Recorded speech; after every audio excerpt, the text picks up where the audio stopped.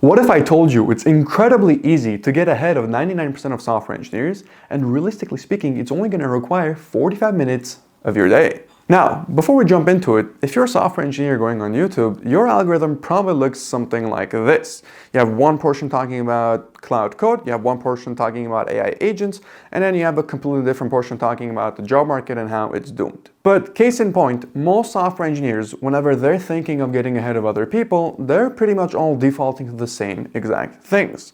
One is learning cloud code, the other is sending cold emails, the other is doing LinkedIn outreach, and everybody is thinking that they're ahead of the curve because they're doing what nobody else is doing.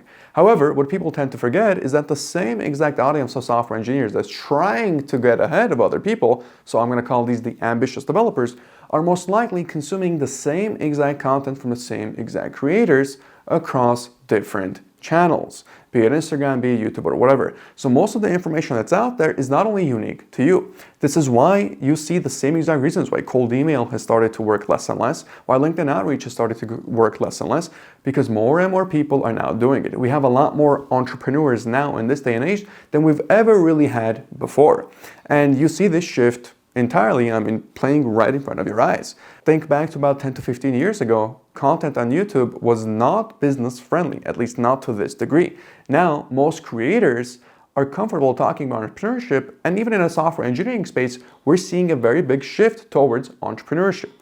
You still have the dev side of things still there with the 9 to 5, but more and more people are driving towards the entrepreneurship angle. Now, the point of this video is going to be talking about a concept that I stumbled onto pretty accidentally, I would say, that completely changed my life.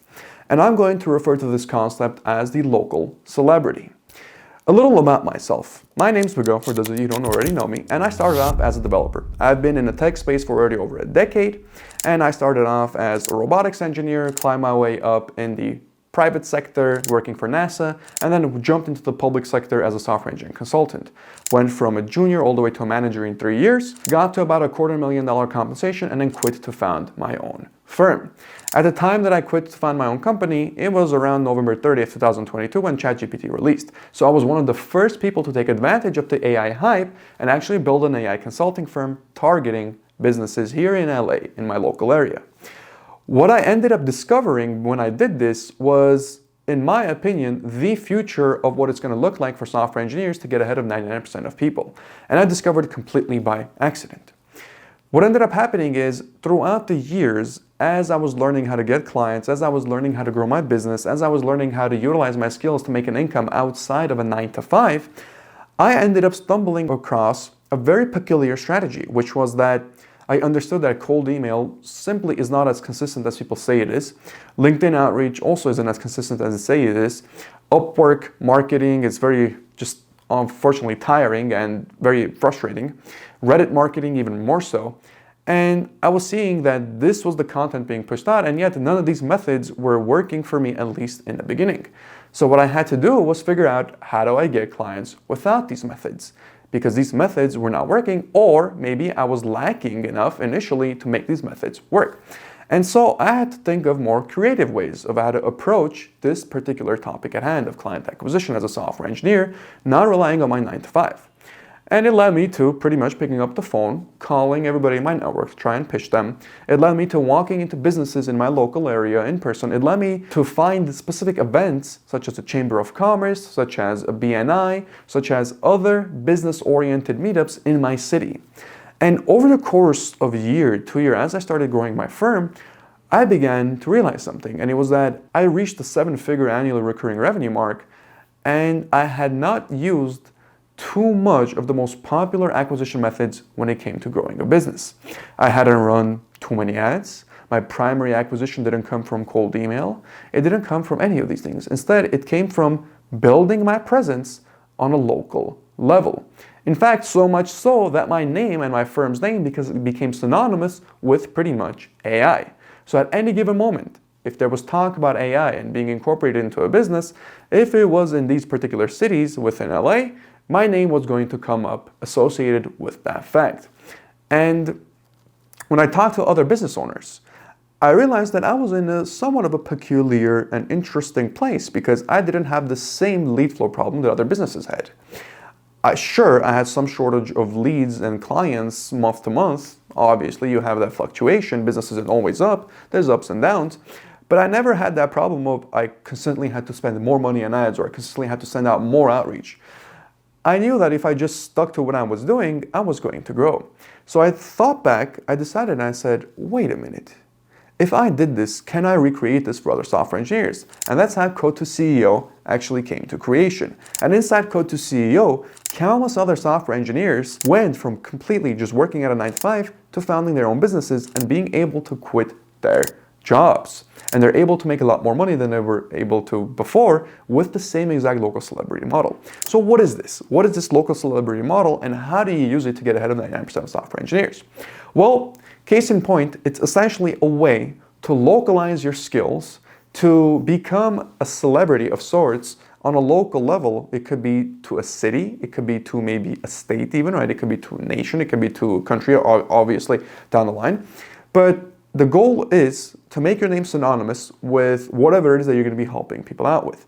Now, most often than not, it's probably going to involve something with AI, simply because that is where the future is heading.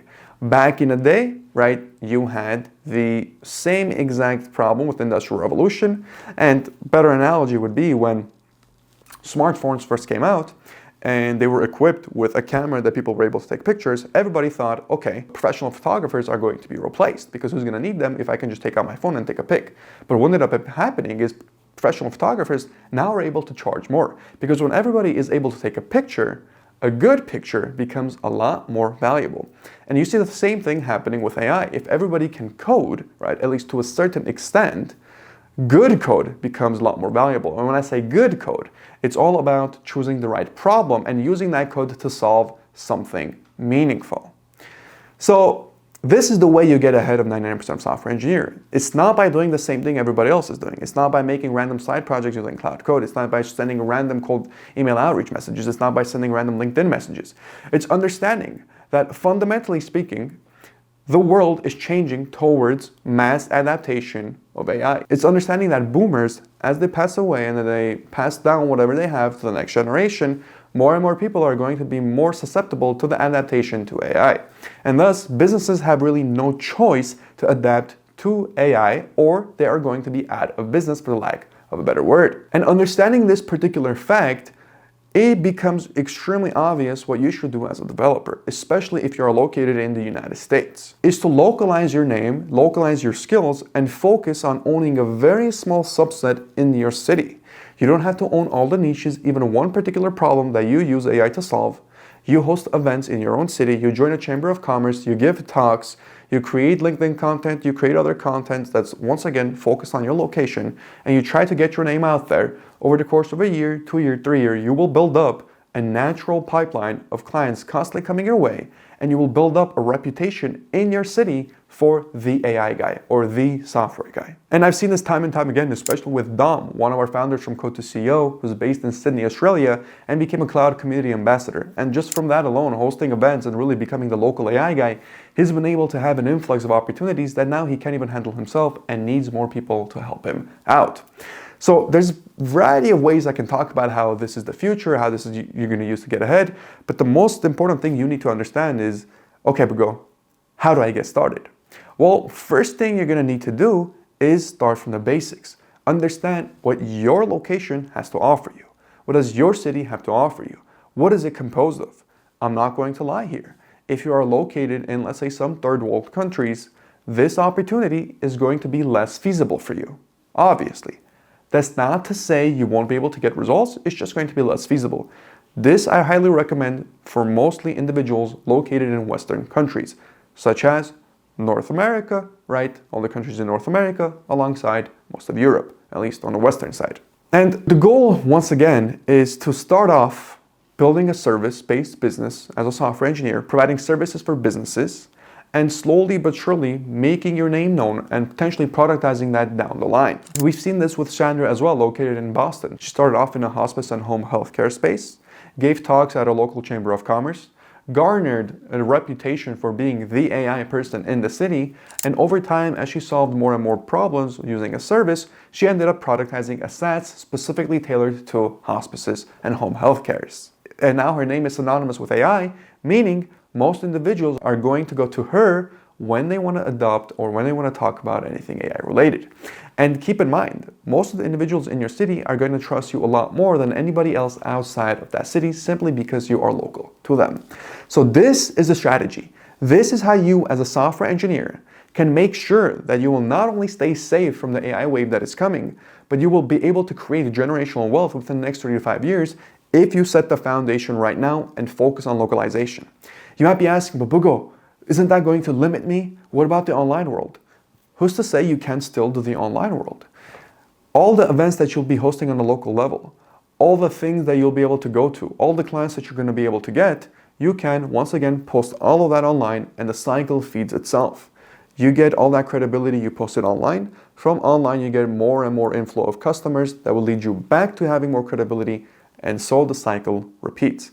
So it is really a symbiotic relationship by combining the localization of your location, your advantages, and making a name for yourself on a local level, and then using the online world to push your name even further beyond your city when the time comes to do that. But understand, you will have no competition in your city. And even if you have other developers trying to do the same thing, most often than not, that means you are located in a developer hub, such as, let's say, the Bay Area.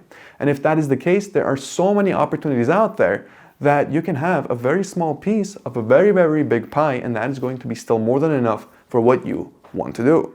Once again, I fundamentally believe this is going to be the most lucrative opportunity for most developers out there, and not everybody can do this. Non-technical people cannot do this. This is only specifically for software engineers, and that is because we are going to be the only ones on this planet capable of properly communicating with the non-technical people and connecting them to the technicals. We are going to bridge that gap between the non-technical and the technical, and hence why it should be our duty to focus on our local environment and actually make it as good as possible. Hopefully you enjoyed this video, and if you want to learn more about this, you can go to code2co.com to understand a little bit more and apply to work with myself as well as join the rest of the founders. And on April 19th, we are going to hold a live workshop on how to sell as a software engineer. So if you want to learn about that, once again, link in the description below, you can sign up for free, and I shall see you in the next one.